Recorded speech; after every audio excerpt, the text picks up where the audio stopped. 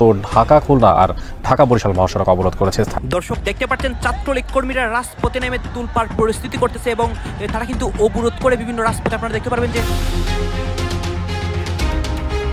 এদিকে আজ দুপুরে লক্ষ লক্ষ ছাত্রলীগ কর্মী রাজপথে নামে দেশের বিভিন্ন স্থানে অবরোধ করে ভয়ঙ্কর পরিস্থিতি করে।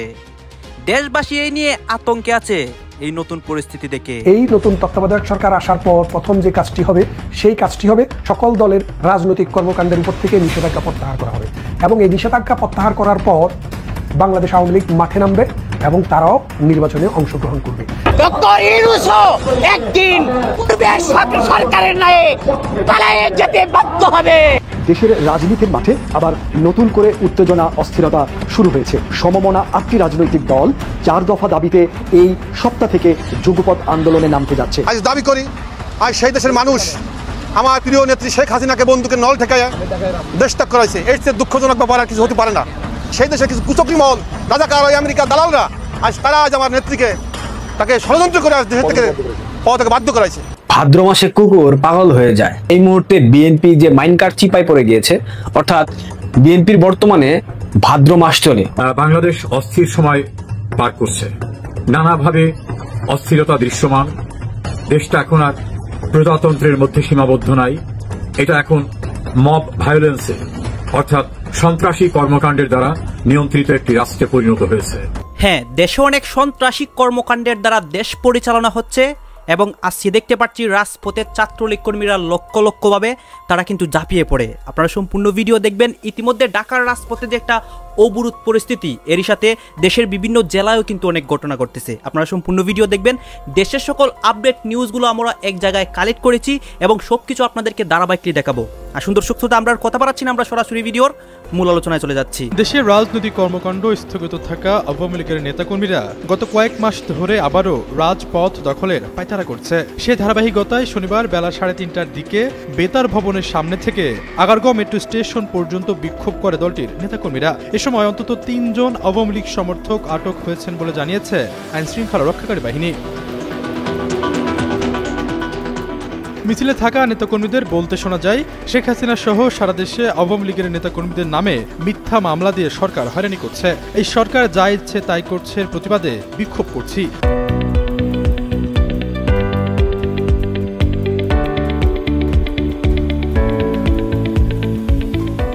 প্রত্যক্ষদর্শীরা জানান, বেতার ভবনের সামনে থেকে জড়ো হয়ে কয়েকশো লোক স্লোগান দিতে দিতে আগারগাঁও মেট্রো স্টেশনের দিকে চলে যায়। সরকার বিরোধী আন্দোলনে ক্ষমতা হারিয়ে 2024 সালের 5 আগস্ট দেশ ছেড়ে ভারতে চলে যান আওয়ামী লীগ সভানেত্রী শেখ হাসিনা। 3 দিন পর 8 আগস্ট গঠন করা হয় অন্তর্বর্তী সরকার। এরপর একে একে গ্রেপ্তার হতে থাকেন আওয়ামী লীগের মন্ত্রী, প্রতিমন্ত্রী সহ শীর্ষ পর্যায়ের নেতা ও প্রভাবশালী সংসদ সদস্যরা। আওয়ামী লীগের সঙ্গে জোটে থাকা অন্য দলগুলোর কয়েকজন নেতাকেও গ্রেপ্তার করা হয়। আওয়ামী লীগের জ্যেষ্ঠ নেতাদের অধিকাংশ রয়েছে আত্মগোপনে, ফলে নিয়মিত রাজনৈতিক কর্মসূচিতেও তারা নেই। আন্দোলন দমাতে শত শত মানুষকে হত্যার মতো মানবতা বিরোধী অপরাধের অভিযোগে শেখ হাসিনা সহ আওয়ামী লীগ নেতাদের বিচারের উদ্যোগ নিয়েছে অন্তর্বর্তী সরকার। আর সেই বিচার শেষ না হওয়া পর্যন্ত দলটির সব ধরনের কার্যক্রমে নিষেধাজ্ঞা আরোপ করা হয়েছে। তবে মাঝে মধ্যে ঢাকা সহ সারা দেশের বিভিন্ন স্থানে আওয়ামী লীগের কর্মীদের ঝটিকা মিছিলের খবর পাওয়া যায়। কখনো কখনো মিছিল থেকে ধরপাকড় করা হয়। এর আগে রাজধানীতে আওয়ামী লীগের নেতাকর্মীরা সবশেষ মিছিল করেন শুক্রবার। সেদিন বাংলা মোটরে কয়েকশো নেতাকর্মী মিছিল নিয়ে ইন্টারকন্টিনেন্টালের হোটেলের দিকে যায়। তারও আগে গত 31 আগস্ট ধানমন্ডির 27 নম্বর রোডের রাফা প্লাজার সংলগ্ন সড়ক থেকে শঙ্করের বাংলাদেশ আই হসপিটালের সামনে সড়ক পর্যন্ত মিছিল করতে দেখা যায় তাদের। এছাড়াও 5 আগস্ট তারা মিছিল করেন তেজগাঁও নবিস্কু এলাকায় ঢাকা মহানগর উত্তর আওয়ামী লীগের ব্যানারে। এরও সপ্তাহখানেক আগে গুলিস্তানের বাইতুল মোকররে মসজিদের দক্ষিণ গেইটে আওয়ামী লীগের নেতাকর্মীদের। গ্রাম বাংলায় একটা প্রচলিত প্রবাদ আছে, ভাদ্র মাসে কুকুর পাগল হয়ে যায়। বর্তমান প্রেক্ষাপটে দাঁড়িয়ে বাংলাদেশে রাজনৈতিক যে পরিস্থিতি, সেই পরিস্থিতির মধ্যে দাঁড়িয়ে আমার এখন মনে হচ্ছে এই মুহূর্তে বিএনপি যে মাইন্ড কার্ড চিপায় পড়ে গিয়েছে, অর্থাৎ বিএনপির বর্তমানে ভাদ্র মাস চলে, অর্থাৎ ভাদ্র মাসে বিএনপি পাগল কুকুরের মতো মানে তেরে ফুরে যাচ্ছে এদিক সেদিক, কে কি করতেছে, কে কাকে কি বলতেছে। টক শোতে অনেকের মাথা নষ্ট হয়ে গেছে, অনেকে বিভিন্ন ধরনের কথা বলছে, মানে একটা জগা খিচুড়ি অবস্থা।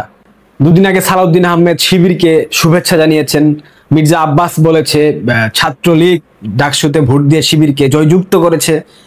আজকে বিএনপির নেত্রী নীলুফার চৌধুরী মনি, অনেক জনপ্রিয় টকশো বিশ্লেষক রুমিন ফারহানার পর তিনি চমৎকার কথা বলেন। আমি অনেক সময় তার কথাগুলো শুনতাম, যৌক্তিক কথা বলেন, মুক্তিযুদ্ধপন্থী একজন মানুষ। গতকাল তার একটা টকশো দেখছিলাম, বাট তার সেই কথাগুলো শোনার পর মনে হয়েছে তিনি রাজনৈতিকভাবে কতটুকু প্রজ্ঞাবান কিংবা তার রাজনৈতিক মেধার জায়গায় যথেষ্ট ঘাটতি রয়েছে। একথা বলার পর অনেকে আপনারা আমাকে গালমন্দ করবেন যে আপনার বয়সের থেকে অনেক বেশি বয়স, হ্যাঁ মনিয়াপার, এবং মনিয়াপা অনেক ত্যাগী নেত্রী, অনেক কথা বলতে পারেন, আই ডোন্ট কেয়ার। বাট এই জিনিসটা আপনাদের মনে রাখতে হবে, অনেক সময় ছোটদের থেকেও বড়রা অনেক কিছু শিখতে পারে। মনিয়াপা উনি যে বক্তব্য দিয়েছেন সেই বক্তব্য ধরে ধরে আমি আপনাদেরকে একটু তার বক্তব্যের উত্তরগুলো আমি দিতে চাই। আমরা এইটুকু বুঝেছিলাম যে যখন ঢাকা বিশ্ববিদ্যালয়ের ছাত্র দলের পূর্ণাঙ্গ কমিটি হয়েছিল তখন কিন্তু ছাত্র দল যাদেরকে নেতা বানিয়েছে এরা প্রত্যেকেই ছাত্রলীগের নেতাকর্মী ছিল। তার মানে শিবিরও গুপ্ত সংগঠন হিসেবে ঢাকা বিশ্ববিদ্যালয়ে রাজনীতি করেছে এবং ছাত্রদল ঠিক একই ধারাবাহিকতায় আপন ভাইয়ের মতো শিবিরের মতো তারাও কিন্তু গুপ্ত অবস্থায় ছিল। তারপরে মনিয়াপা যেহেতু বলেছে, মানে বৃহৎ পরিসরে যদি চিন্তা করি সেই ক্ষেত্রে বিএনপির যারা লিড মানে সামনের সারি নেতাকর্মী তারা আসলে ওইভাবে আওয়ামী লীগের মধ্যে থেকে কিংবা আওয়ামী লীগকে ধ্বংস করার পরিকল্পনা ছিল না। তার বাইরে থেকে ষড়যন্ত্র করেছে, আভ্যন্তরীণ ষড়যন্ত্র করেছে তাদের মধ্যকার দেশীয় এবং বিদেশি বিভিন্ন প্রভুদের সহায়তায়, বাট সরাসরি ভাবে করেনি। আমি তাই কথায় সমর্থন করি। ডাকসু নির্বাচনে আওয়ামী লীগ ভোট দিয়েছে, অর্থাৎ ঢাকা বিশ্ববিদ্যালয়ে যারা আওয়ামী লীগের কর্মী সমর্থক কিংবা ছাত্রলীগের নেতাকর্মী আছে নাই তো, কারণ প্রত্যেককেই তো তাদেরকে বহিষ্কার করা হয়েছে, অনেকে ঢুকতে পারছে না, অনেকে জেল খাটতেছে। ঢাকা বিশ্ববিদ্যালয়ে মানে যারা একদম চিহ্নিত ছাত্রলীগ তারা তো নাই, যারা মন থেকে মৌন সমর্থন যোগায় বা সমর্থন করে তারা আছে এবং ভিন্ন পরিচয় আছে তারা।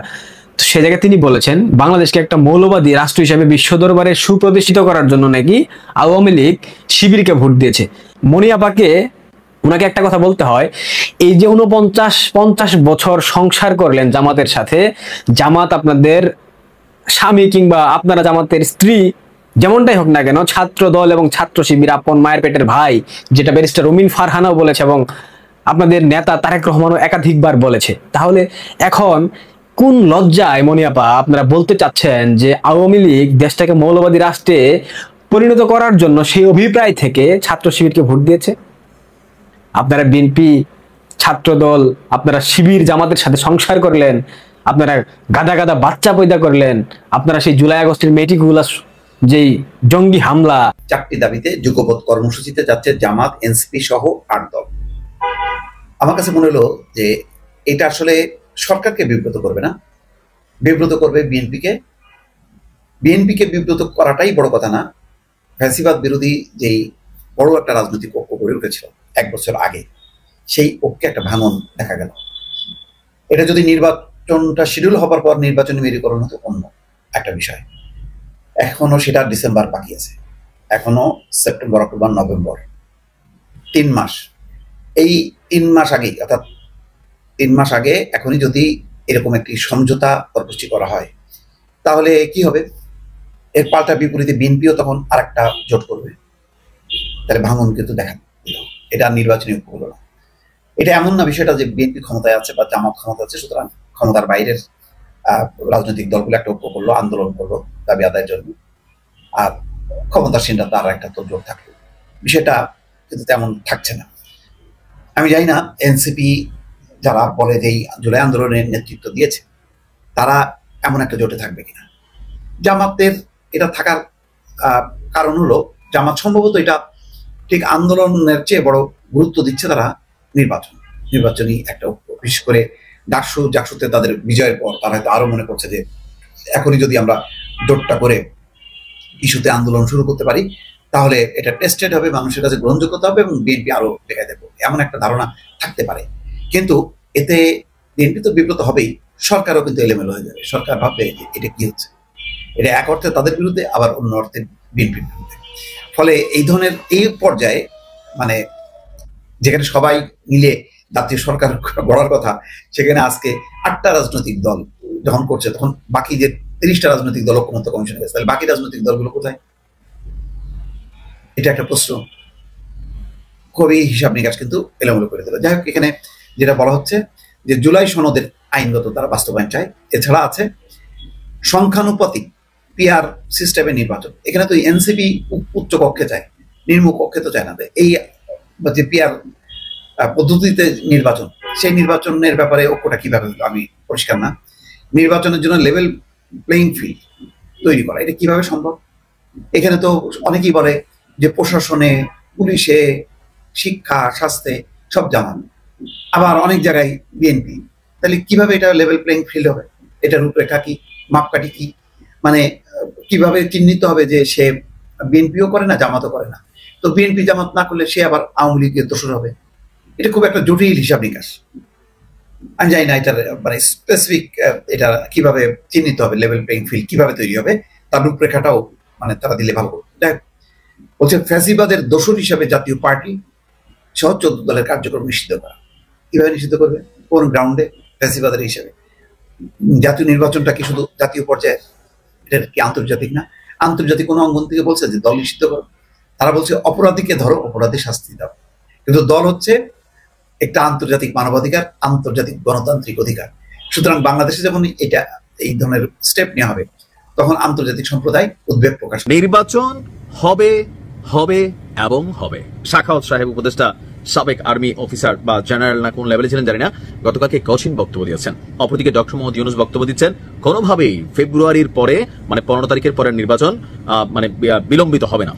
অপরদিকে এই নির্বাচনকে ঘিরে এনসিপির নেতা হাসনাত আব্দুল্লাহ, অবশ্য এদের বক্তব্য এখন অনেকটা মানুষ আগ্রহ হারিয়ে ফেলেছে। আমার কাছে মনে হচ্ছে ডাকসু নির্বাচনের পর থেকে সাদিক কায়েম কখন কি বলে এটার প্রতি মানুষের যে কনসেন্ট্রেশন বা মিডিয়া যেভাবে এটাকে কভার করতেছে, তুলনামূলক হাসনাত, সার্জিস আরো যারা আছে, যে মাহফুজ লন্ডনে গিয়া ডিমের এই যে তার উপরে হামলা হলো, এগুলো ওইভাবে গণমাধ্যমে কিন্তু এখন আর জায়গা করতেছে না। সামহাও শিবির তাদের যে রাজনৈতিক কৌশল, জাকসুতেও তাদের যে ভূমিদোষ বিজয়, এগুলোর মাধ্যমে সারা দেশের মানুষের কনসেন্ট্রেশনে পৌঁছে গেছে। রাজনৈতিক দল হিসাবে এনসিপি যে শেষ পেশ নিবন্ধন পায় কিনা আমার তো এটাও সন্দেহ লাগে। যাই হোক, আলোচনা আমাদের অন্য জায়গায়। এখন এই যে ফোকাসে থাকা শিবির হঠাৎ করে রাজনীতির মন্থর গতি, অনেকটা কচ্ছপ গতি থেকে খরগোশ গতিতে তাদের যে ইউটার্নটা আসলো, এবং তাদের যে একটা প্রধান দাবি নির্বাচন নিয়ে, খেয়াল আছে তো পিআর পদ্ধতি। সত্যি সত্যি যদি পিআর পদ্ধতিতে জামাত এই দাবিটা সরকার থেকে আদায় করতে পারে, নির্বাচনের হিসাব নিকাশ বদলে যাবে। আবারও বলি, নির্বাচনের হিসাব নিকাশ বদলে যাবে। কেন বদলাবে? কারণ পিআর পদ্ধতিতে প্রত্যেকটা ভোটের ভ্যালু আছে। আমরা এখন যে গতানুগতিক ধারার পদ্ধতিতে ভোট করছি, এখানে সবগুলা ভোটের মূল্য নেই। যেমন আমি আরেকটা উদাহরণ দিছিলাম, একটা এলাকায় ধরেন আওয়ামী লীগ, বিএনপি, জামাত আছে, 3 জন প্রার্থী আছে, মোট ভোটার সংখ্যা 100। তো যিনি বিএনপির তিনি পাইলেন 50টা, এই 50টা ভোটই এখানে কাউন্ট হলো, এগুলোর ভ্যালু তৈরি হলো, তিনি এমপি হয়ে গেলেন। কিন্তু বিপরীতে ধরেন জামাত পাইলো 20টা, আওয়ামী লীগ পাইলো 30টা, অথবা জামাত এই মুহূর্তে পাইলো 30টা, আওয়ামী লীগ পাইলো 20টা। এই 20টা 30টা ভোটের কোনো ভ্যালু নাই। কিন্তু পিআর পদ্ধতি হলে এই সবগুলা ভোট সারা বাংলাদেশ থেকে একটা থলিতে গিয়ে জমা হবে, যেখান থেকে সংসদের আসন ভাগাভাগি হবে। তো এই পদ্ধতিটা কারা চাইছেন? যারা সারা দেশে হয়তো তেমন ভাবে প্রভাব বিস্তার করতে পারবেন না, কিন্তু সার্বিকভাবে সবগুলো ভোট যদি একটা জায়গায় চলে আসে, বেটার রেজাল্ট ডিজার্ভ করেন, লাইক ইসলামী আন্দোলন, হেফাজতে ইসলাম, চরমনাই পীর, তারপর হচ্ছে প্রধান স্টেক হোল্ডার জামাত। জামাতের যে পিআর পদ্ধতি, এখন জামাতের জন্য দুঃসংবাদ হচ্ছে এই নির্বাচন কমিশনে পিআর নিয়ে আসলে কোন রকম আলোচনা বা ইন্টারেস্ট নেই। সংবিধানেও পিআরগত কোন রকম ইস্যু সম্ভবত নেই, বাট জামাত চাচ্ছে এটাকে একটা নতুন ভাবে এস্টাবলিশ করতে। অনেকে শুনছি মাঠেও নামবে। তবে মাঠে নামার আগে একটু ভাইবানেন, ছাত্রদল যে সিদ্ধান্ত নিছে, এই সিদ্ধান্ত যদি অনড় হইয়া দাঁড়াই যায়, তাহলে জামাতের কপালে শনি আছে। কেন? জুলাই অভ্যুত্থানের শুরুটা যেখান থেকে টোটালি সিস্টেমটাই পরিবর্তন হয়ে গেল, সেটা হচ্ছে রংপুরের আবু সাইদের জীবনদানের বিষয়টি। একটা বুলেট, একটা দৃশ্য, একটা মৃত্যু পুরো বাংলাদেশকে এরকম কাঁপাই দিছিল, তাই না? তো সেই জায়গা থেকে সেই আবু সাইদকে অনুকরণ করতে চান কে? ঢাকা বিশ্ববিদ্যালয়ের মাত্র কয়েকদিন আগে যে ডাকসু নির্বাচন হলো, সেখানে যিনি জিএস পদে পরাজিত হয়েছেন, ছাত্রদলের আহ্বায়ক শেখ তানভীর বারী হামিম। গতকালকে ফেসবুক পোস্টে তিনি এক বক্তব্য দিয়েছেন, যেটা থেকে জামাতের কনসেন্ট্রেশন কতটুকু জানি না, তবে হামিম যা বলছে বাস্তবে তা করলে পরিস্থিতি খারাপ হয়ে যাবে, রাজপথে অসংখ্য লাশ টাশ পড়ে যাবে। গণতান্ত্রিক বাংলাদেশ প্রতিষ্ঠায় আবু সাইদ যেমন বুক পেতে 2 হাত উঁচিয়ে জীবন দিয়েছিল, ঠিক তেমনি ছাত্রদলের দেশপ্রেমিক শিক্ষার্থীরা আবারও রক্ত দিবে। কিন্তু পিআর এর মতন অসম ব্যবস্থাকে কায়েমের নামে জাতীয় নির্বাচনকে ব্যাহত করার পায় তারা সফল হতে দিবে না। এখন পিআর এর দাবিতে মাঠে নামার ঘোষণা আছে জামাতের, ইসলামিক কয়েকটা দলের। একই পোস্টে আবার এবি পার্টির সাধারণ সম্পাদক ফুয়াদকেও একচোট ধুয়ে দিচ্ছেন। তিনি বলছেন যে ছাত্রদল নেতাকর্মীদের নিয়ে ফুয়াদের মূল্যায়নে তার ক্ষোভ হচ্ছে যে আমরা কথা বলতে বলতে কোথায় থামবো আর কোন পর্যন্ত বললে সেটা গ্রহণযোগ্য হবে, মার্জিত হবে, এটা জানা জরুরি। ব্যারিস্টার ফুয়াদের এদেশের জনগণের ফেসিবাদ বিরোধী শক্তি হিসেবে জানান এবং ছিলেন। দুঃখের সাথে দেখলাম যে তিনি ছাত্রদলের ছেলেদের দেখলে তার কেমন লাগে সেটি তুলে ধরতে গিয়ে খারাপ কিছু বিশ্লেষণও তিনি টেনে আনলেন। তো ফুয়াদ সাহেবের মুখ বরাবরই একটু বেশি চলে, সেনাপ্রধান সহ বা বিভিন্ন ইস্যুতে সেনাবাহিনী সহ অনেক বক্তব্য তিনি দেন। যাই হোক, এটা তার পলিটিক্যাল স্ট্যান্ড। এখন ছাত্রদলের যদি এরকম সিদ্ধান্ত হয় যে পিআর নিয়ে যদি কেউ মাঠে নামে, আমরাও মাঠে নামবো, বুক চিতাই দিব, 2 হাত এভাবে দিয়ে দিব, এরপরে পরিস্থিতিটা কোন দিকে যাবে? আর সত্যি সত্যি করলে ছাত্র শিবিরের মাসল পাওয়ার বা জামাত ইসলামের মাসল পাওয়ার দর্শক আপনারা তো দেখলেন এখানে কি কথা হচ্ছে। অনেকেই কিন্তু অনেক কথা বলতেছে, অনেকে আলোচনা করতেছে, অনেকে সমালোচনা করতেছে দেশের বিভিন্ন অবস্থা এবং পরিস্থিতি নিয়ে। বিশেষ করে এখানে বিভিন্ন রাজনৈতিক প্রেক্ষাপট নিয়ে যে একটা উত্তেজনা তৈরি হয়েছে ঢাকার রাজপথে, এবং সেই নিউজগুলো দেখে আপনারা তো বুঝতে পেরেছেন যে কি ঘটতেছে ইতিমধ্যে। গাইজ, এই বিষয়গুলো নিয়ে আপনাদের মন্তব্যটা অবশ্যই আপনারা আমাদের কমেন্ট বক্সে লিখে যাবেন। আর হ্যাঁ, তখন আপনাদেরকে আমরা যা কিছু দেখিয়েছি সব কিছু আমরা সোশ্যাল মিডিয়া থেকে সংগ্রহ করেছি। এখানে আমাদের নিজস্ব কোনো মন্তব্য নেই বা নিজস্ব কোনো সিদ্ধান্ত নেই। সর্বশেষ আপনাদের কাছে আমাদেরকে রিকোয়েস্ট থাকবে, আপনারা আমাদের চ্যানেলে নতুন দর্শক হয়ে থাকলে চ্যানেলটি সাবস্ক্রাইব করবেন এবং পাশে থাকা বেল বাটনটি বাজাবেন যাতে করে নেক্সট ভিডিওটা সবার আগে আপনাদের কাছে পৌঁছায়। ধন্যবাদ।